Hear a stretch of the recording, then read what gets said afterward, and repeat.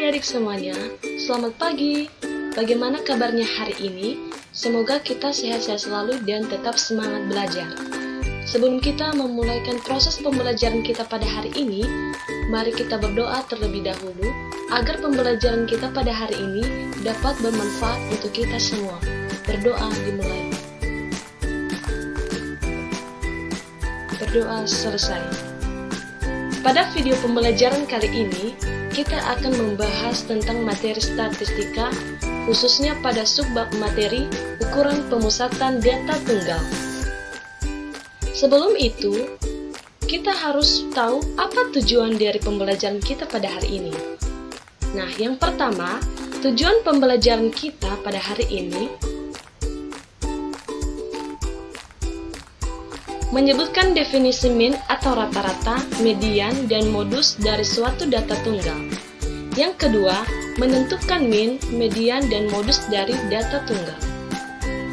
Sebelum itu, kita harus tahu apa pengertian dari ukuran pemusatan data.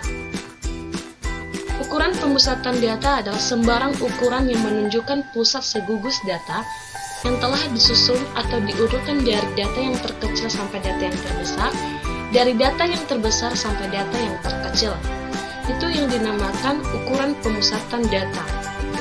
Ukuran pemusatan data tunggal terdiri dari min atau rata-rata, kedua median, dan yang ketiga adalah modus. Maka kita akan bahas satu per satu. Yang pertama, min.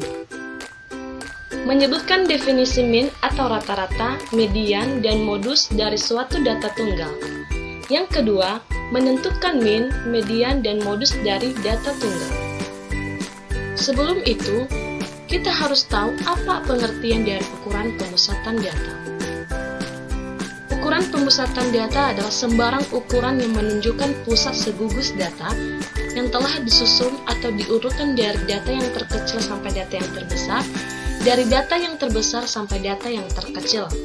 Itu yang dinamakan ukuran pemusatan data.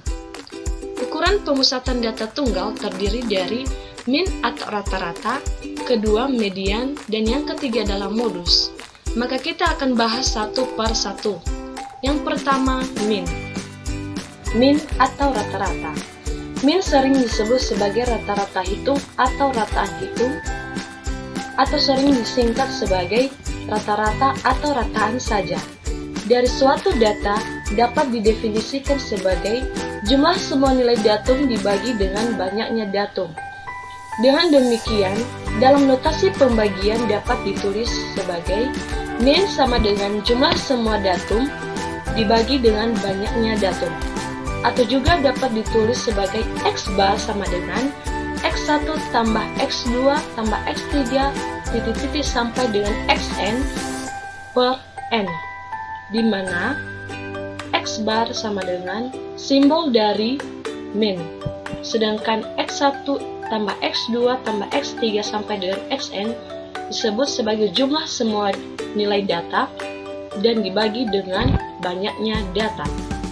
Penjumlahan berulang dari x1 tambah x2 tambah x3 sampai dengan xn dapat dinyatakan dalam notasi sigma. Nilai min dapat ditulis juga sebagai x bar sama dengan sigma dari xi mulai dari i sama dengan 1 sampai dengan n dibagi dengan n. Untuk contoh soal dapat dilihat sebagai berikut.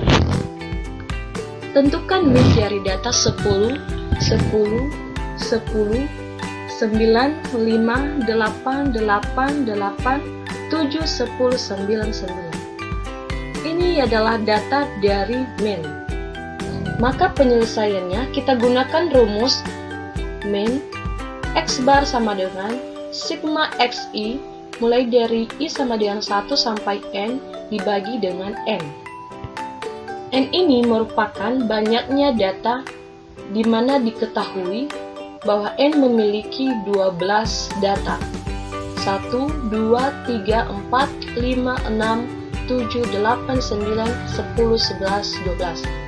Maka datanya ada 12.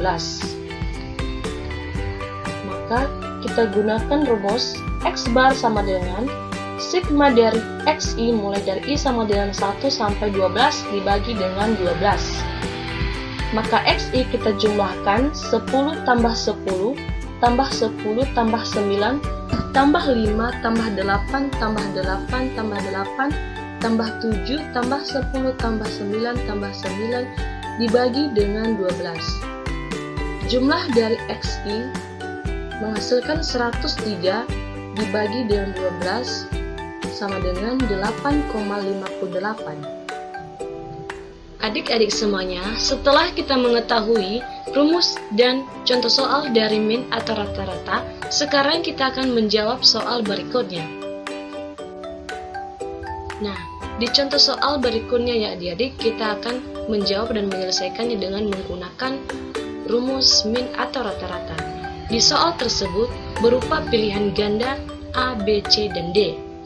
Pertanyaannya, berapakah nilai min dari data berikut? Mulai dari 2, 3, 3, 4. Maka kita gunakan rumus min atau rata-rata. X bar sama dengan sigma dari XI mulai dari I sama dengan 1 sampai dengan N. Kita tulis X bar sama dengan sigma XI mulai dari I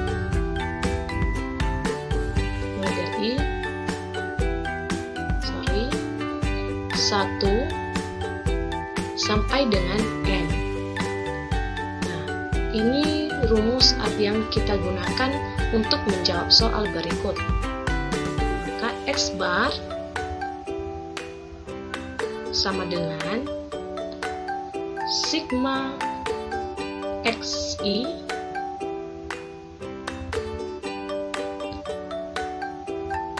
I sama dengan 1 dan N-nya ada 4. X bar sama dengan yang XI kita jumlahkan mulai dari 2 tambah 3 tambah 3 lagi tambah 4 dibagi dengan banyaknya data ada 4. Maka XI kita hitung atau kita jumlahkan 2 tambah 3 tambah 3 tambah 4 sama dengan 12. 12 dibagi dengan 4. 12 bagi 4 sama dengan 3. Kita cek jawabannya apakah itu benar atau salah. Kita pilih bagian B yang nilainya 3. Ternyata jawabannya benar. Sekarang yang akan kita pelajari mengenai median. Nah, definisi dari median adalah suatu nilai yang membagi suatu data yang telah diurutkan dari data yang terkecil sampai yang terbesar menjadi 2 bagian yang sama banyak. Berdasarkan definisi tersebut, nilai median nilai datum yang ada di tengah jika ukuran datanya ganjil. Yang kedua, median rataan 2 nilai datum yang ada di tengah jika ukuran datanya genap. Nilai median dapat dirumuskan sebagai berikut. Yang pertama, jika ukuran datanya ganjil, maka rumusnya xn tambah 1 per 2. Yang kedua, jika ukuran datanya genap, maka mediannya adalah rataan dari 2 datum yang berada di tengah, yaitu datum ke n per 2 dan datum ke n tambah 1 per 2, sehingga ditulis median sama dengan 1 per 2 kali xn per 2 tambah xn per 2 tambah 1. Perlu kita ingat bahwa untuk menentukan nilai median harus diurutkan dari data yang terkecil sampai data yang terbesar. Jika masih belum diurutkan, maka kita urutkan terlebih dahulu. Contoh soal. Tentukan median dari data 6535273. Karena datanya belum terurut, maka kita urutkan terlebih dahulu. Mulai dari data yang terkecil, yaitu 2, 3, 3, 5, 5, 6, 7. Maka kita hitung berapa ukuran data tersebut. 1, 2, 3, 4, 5, 6, 7. Ukuran data atau N sama dengan 7. Sehingga kita gunakan rumus median atau ukuran data ganjil. Median sama dengan X N tambah 1 per 2 sama dengan X nilai dari N sama dengan 7, 7 tambah 1 per 2. X8 bagi 2 hasilnya X4. Maka nilai dari X4 sama dengan 5. Mengapa harus 5? Karena memiliki nilai X4. Kita hitung X1, X2, S3, S4. Nilainya ada 5. Nah, adik-adik semuanya, yang akan kita pelajari terakhir mengenai modus. Pasti adik-adik kami semua tidak asing lagi mendengarkan kata atau kalimat dari modus.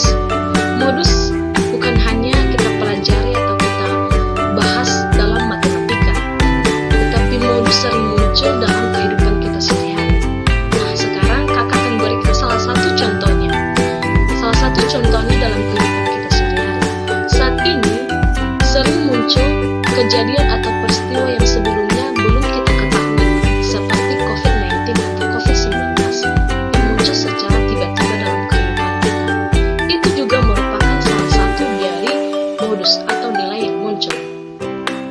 Adik-adik kami semuanya, setelah kita mengetahui modus atau sesuatu yang muncul dalam kehidupan kita sehari-hari, dapat didefinisikan dalam matematika bahwa modus adalah data yang nilainya paling sering muncul atau data yang frekuensinya paling besar. Contohnya, misalnya terdapat data terdiri dari 4, 3, 6, 6, 7, 8, 4, 2, 3, 7, 3, 5, dan 9. Maka modusnya adalah 3. Mengapa harus 3? Karena 3 memiliki nilai yang paling besar atau nilai yang sering muncul di antara data-data tersebut. Maka data tersebut dinamakan sebagai data unimodal. Contoh yang kedua, misalnya terdapat data terdiri dari 3, 4, 5, 5, 6, 7, 7, dan 8. Maka modusnya dari data di atas adalah 5 dan 7. Maka modus tersebut dinamakan sebagai data bimodal, yang artinya data yang mempunyai dua modus. Contoh yang ketiga, misalnya terdapat data terdiri dari 2, 6, 3, 6, 7, 8, 2, 4, 3, 2, 3, 6, dan 9.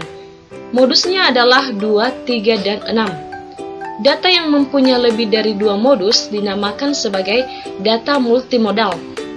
Dan contoh yang terakhir, misalnya terdapat data terdiri dari 2, 5, 4, 7, dan 8, dan 3, maka data tersebut dikatakan sebagai data yang tidak mempunyai modus. Setelah kita mempelajari min atau rata-rata, median, dan modus, semoga pelajaran kita pada hari ini dapat bermanfaat untuk kita semua. Saya ucapkan terima kasih. Yahoo!